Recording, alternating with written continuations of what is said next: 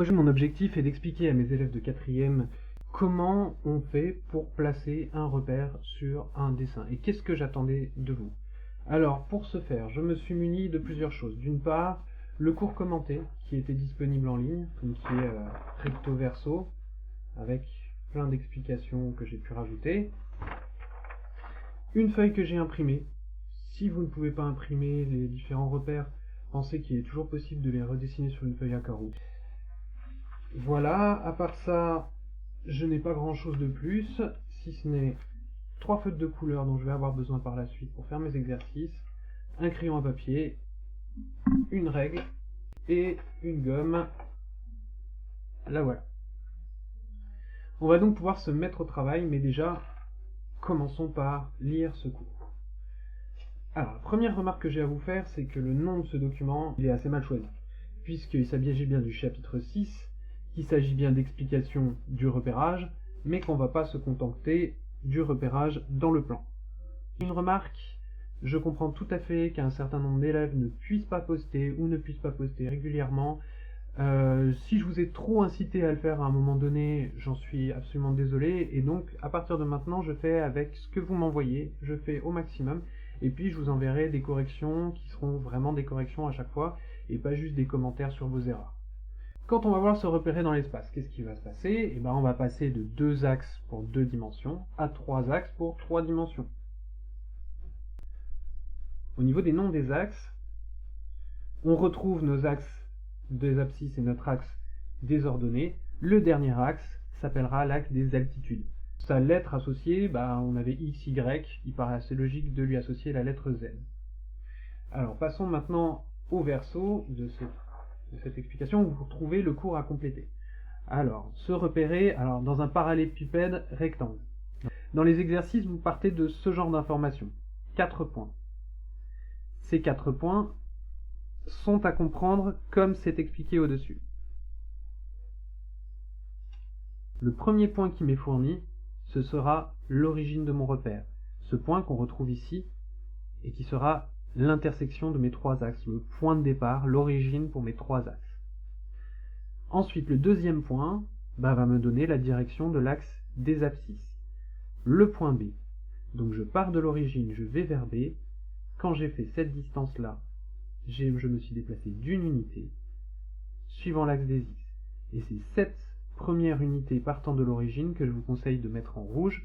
Vous pouvez ensuite tracer une flèche pour bien identifier ici que vous êtes sur l'axe des X. Ensuite, je passe à la prochaine lettre. L'axe des ordonnées sera cette fois donné par le point D. Le point D qui est ici. Encore une fois, je pars de l'origine. Je vais vers mon point D. Dans ce cas-là, je me suis déplacé d'une unité sur l'axe des ordonnées Y. Je mets ce petit segment unité qui part de l'origine en vert, et je peux tracer la flèche qui représente le second axe de mon repère. Dernier axe de mon repère, eh bien je l'obtiendrai donc l'axe des altitudes avec le point E qui m'est donné ici. Je pars toujours de l'origine, je vais vers le point E, je suis en train de me déplacer suivant l'axe des altitudes. AE représente la première unité donc sur cet axe, sur l'axe des Z que j'ai tracé au-dessus. Voilà, c'est pas plus compliqué que ça, je vais maintenant passer à un exemple du livre. Et pour cet exemple, j'ai décidé de me concentrer sur l'exercice numéro 17, que je vous affiche du coup en bas à droite. Sur le premier dessin, on est dans le cas numéro A, donc mon repère, et je l'écris tout de suite pour ne pas l'oublier, c'est le repère M, point virgule, N, virgule, Q, virgule, R. Cela veut dire que M est mon origine, que N oriente l'axe des abscisses. Entre le point M et le point N, je vais pouvoir tracer ici en rouge ce segment-là qui sera une unité sur l'axe des abscisses. Et je peux tout de suite prolonger ici mon axe pour indiquer une seconde fois que c'est mon axe des abscisses. Après l'axe des abscisses, je passe à l'axe des ordonnées, qui m'est donné cette fois-ci par le point Q qui est là. Je pars toujours de M qui est mon origine, je vais vers le point Q, et je viens de tracer une unité sur mon axe des ordonnées. Dernier point que j'utilise, c'est donc le point R.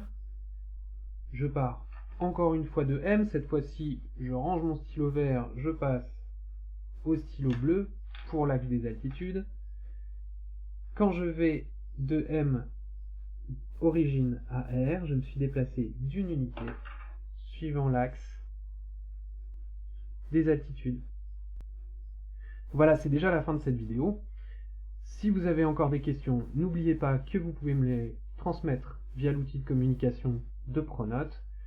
Et je vous retrouve bientôt pour une prochaine vidéo. Au revoir.